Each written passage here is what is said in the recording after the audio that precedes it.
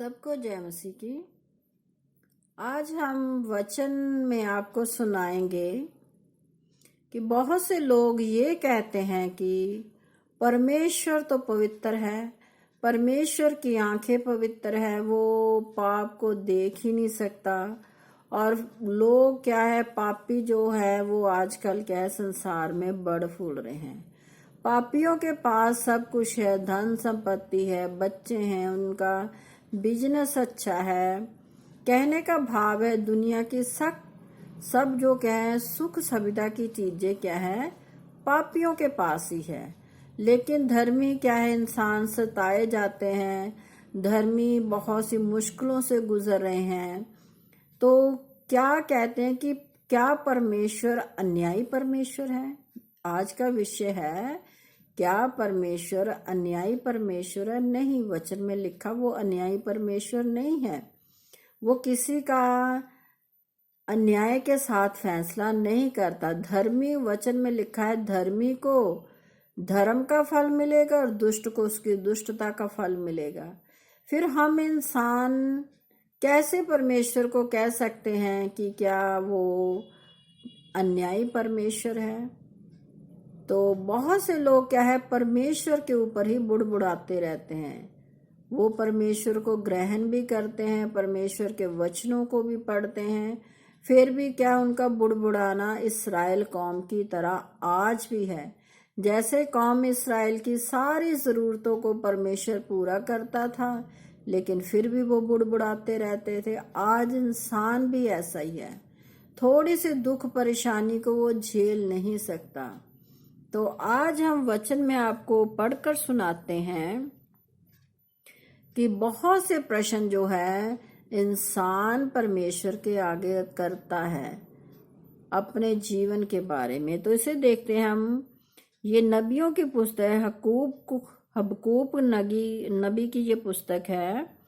उसका 1 अध्याय है, उसकी 13 आयत में ऐसा लिखा है, तेरी आंखें ऐसी शुद्ध है कि तू बुराई को देख ही नहीं सकता।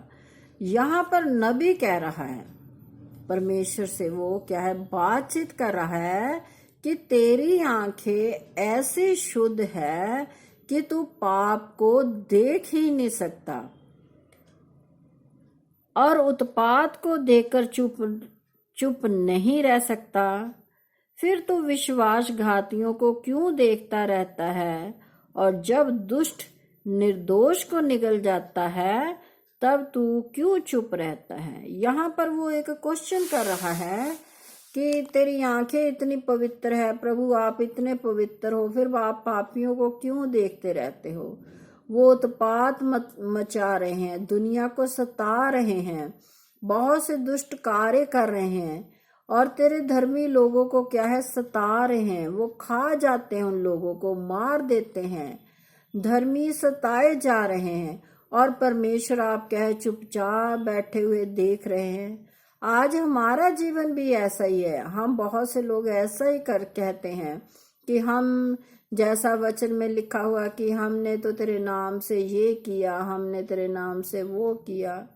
जो परमेश्वर के दास कहते हैं, हम इंसान भी हम यही कहते हैं कि हम तो प्रभु जी आप पर भरोसा रखते हैं, हम आपके वचन पर चल रहे हैं, फिर भी हम क्या है, दुख में हैं, मुसीबत में हैं, परेशानी में हैं। बहुत से लोगों के अंदर ये सवाल होते हैं, हम सब के अंदर भी हैं। और अय्यूब की पुस्तक में भी आप पढ़ सकते हैं, अय्यूब की पुस्तक में भी ऐसा ही लिखा हुआ है कि जो क्या है, दुष्ट इंसान है, वो क्या है, बढ़ता है, फूलता है, और उसके क्या है, बहुत से बेटे बेटियां होते हैं। लिखा हुआ कि उनकी तो कब्र की लोग रखवाली भी करते हैं, क्योंकि उसके जीवन में जब बहुत सा दुख परेशानी आया तो उसके मुख से भी ऐसे वचन निकले। जैसा हम अक्सर देखते हैं कि जब हम दुखी हो जाते हैं किसी भी वजह से, तो हम क्या है, ऐसे ही सोचते हैं कि दुष्ट इंसान तो बहुत बढ़ फूल रहा है, उसके पास बहुत सी धन संपत्ति है, ना जाने क्या क्या हम क्या अपने मन में सोचते रहते हैं। और अय्यूब ने भी ऐसा ही कहा था अपने वचन में।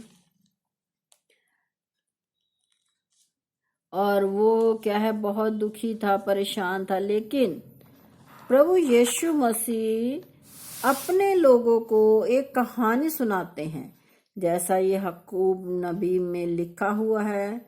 तो परमेश्वर क्या है, जब प्रभु यीशु मसीह आए तो उन्होंने एक कहानी सुनाई, एक ऐसी खेत के बारे में, या कह लो दृष्टांत, एक कहानी सुनाई। यीशु ने उन्हें एक और दृष्टांत दिया, स्वर्ग का राज्य उस मनुष्य के समान है जिसने अपने खेत में अच्छा बीज बोया। तो यहाँ पर परमेश्वर प्रभु यीशु मसीह लोगों को कहानी सुना रहे हैं कि एक इंसान है, उसने अपने खेत में अच्छा बीज बोया। वो खेत क्या है, हम हैं। हम अपने जीवन में क्या बोते हैं, अच्छे कार्य को, अच्छे काम को बोते हैं, तो वो हमें क्या है, अच्छा फल भी देते हैं। तो ऐसे ही कहानियों के जरिए प्रभु यीशु मसीह लोगों को हमेशा सुनाया करते थे। तो लिखा है कि उसने क्या है, अच्छा बीज बोया। हमने अपने अंदर क्या है, अच्छा बीज डालना है, अच्छा बीज बोना है, ताकि उसका फल भी अच्छा मिले। पर जब लोग सो रहे थे तो उसका शत्रु आकर गेहूं के बीच जंगली बीज बोकर चला गया। जब अंकुर निकले तो बालें लगी और जंगली दाने के पौधे भी दिखाई दिए। वहां पर लिख दिया कि एक इंसान ने अपने खेत में अच्छा बीज बोया। बीज बोकर वो क्या है, चला गया अपने घर को, सो गया घर जाकर। उसने अपने खेत की रखवाली नहीं की। जैसे हमने बताया कि हमारा जो जीवन है वो एक खेत की तरह है, उसने उसकी रखवाली नहीं की। बीज बो दिया, लेकिन उसने क्या है, रखवाली नहीं की। तो क्या है, शैतान आया जो उसमें क्या है, जंगली बीज बो गया। कहने का भाव है, जंगली बीज मतलब दुष्ट कार्य को क्या है, वो उसमें बो कर चला गया। वो इंसान ने अच्छा बीज बो दिया, लेकिन दुष्ट आ गया, वो सो गया, तो उसने जंगली बीज उसमें बो दिए। जब वो क्या है, खेत में बीज पड़ा तो अच्छा बीज भी उसके साथ निकला और जंगली बीज भी उसके साथ ही निकला। तो खेत के जो दास से जो उसकी रखवाली कर रहे थे, तो वो कहने लगे कि क्या परमेश्वर या स्वामी उस समय पुकारते थे, क्या आपने अच्छा बीज नहीं बोया, फिर ये जो जंगली दाखें इसमें कहाँ से आ गई। तो वो दृष्टांत प्रभु सुना रहे हैं कि कोई बात नहीं, आ गई हैं तो रहने दो।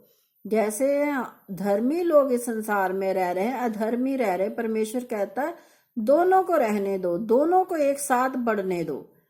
तो न्याय के समय उनका इंसाफ होगा कि जो धर्मी है, धर्मी को धर्मी का प्रतिफल मिलेगा और अधर्मी को अधर्मी का। इस कहानी को हम सुनाते हैं आगे। इस पर गृहस्थ के दासों ने आकर उससे कहा, हे स्वामी, क्या तूने अपने खेत में अच्छा बीज ना बोया था? फिर जंगली दाने के पौधे उसमें कहाँ से आ गए? उसने उससे कहा, ये किसी शत्रु का काम है।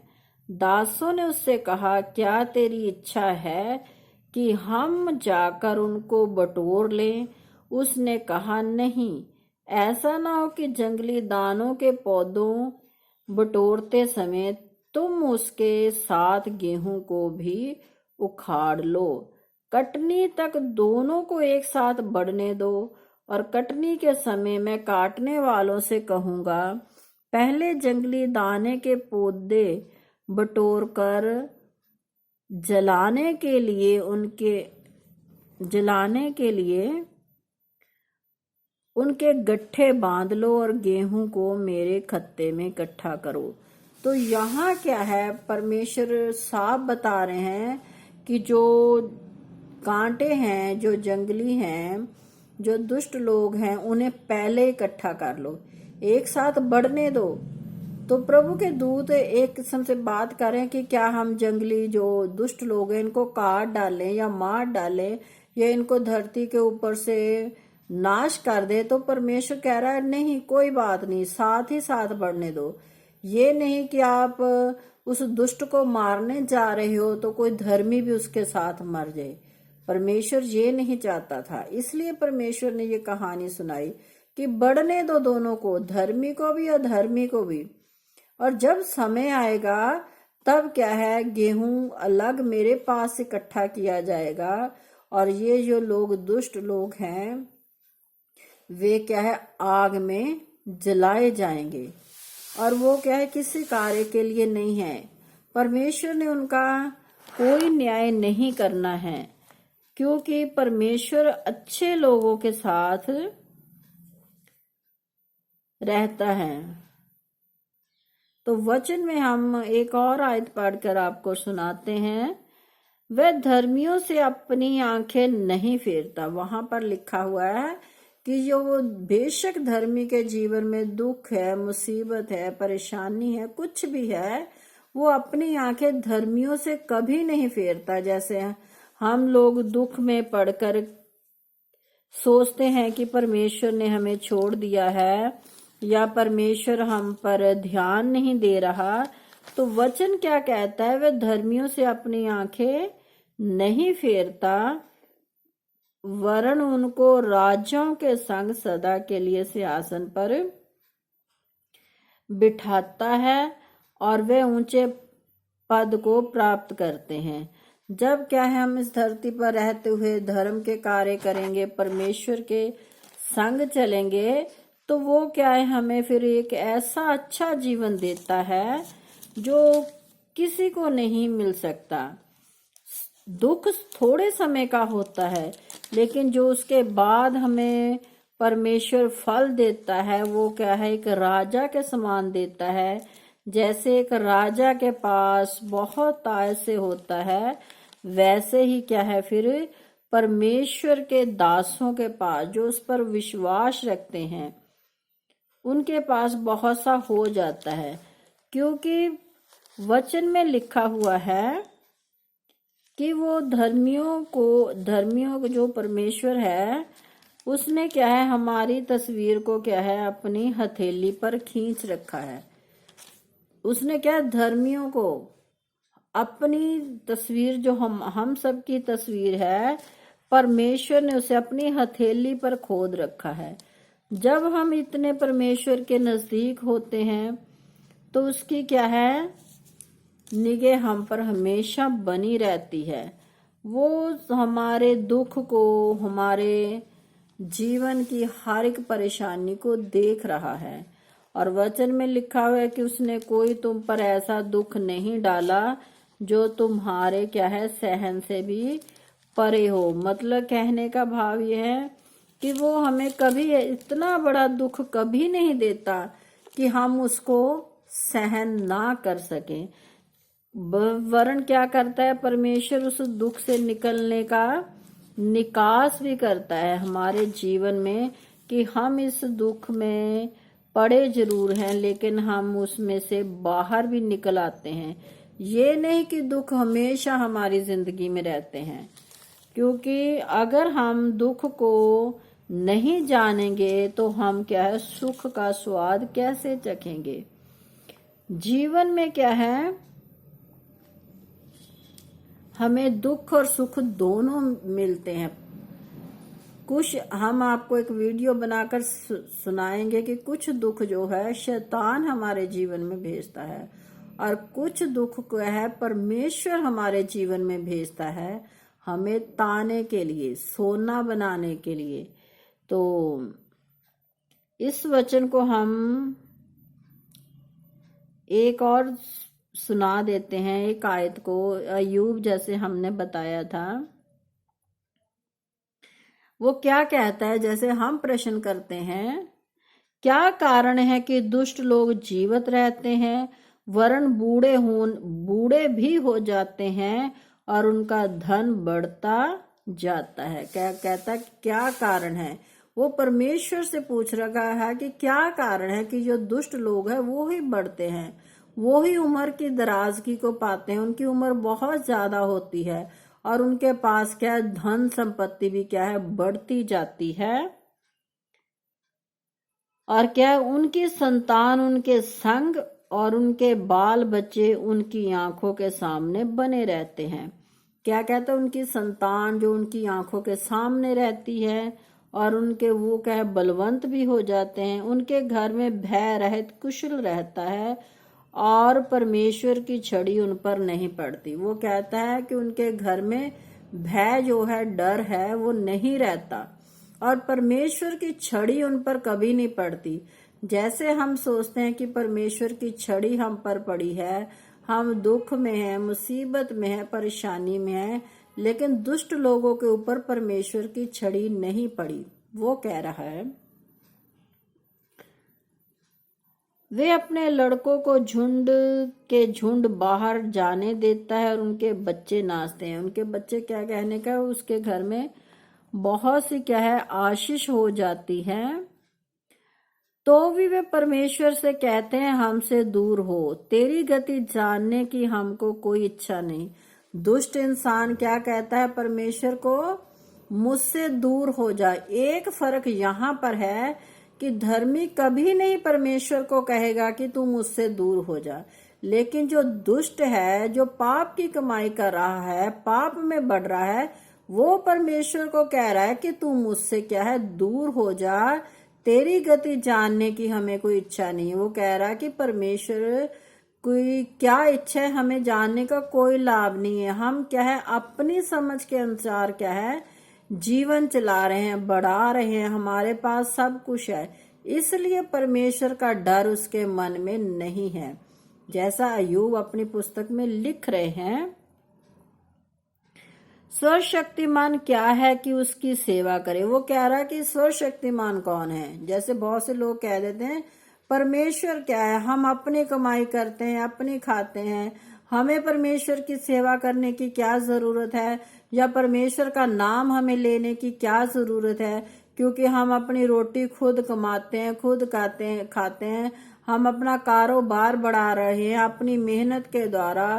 कहने का भाव है वो अपने आप को सब कुछ समझता है। जो दुष्ट इंसान होता है वो कहता है कि परमेश्वर को जानने की ना तो मुझे इच्छा है, ना मैं परमेश्वर की सेवा के लिए बना हूं।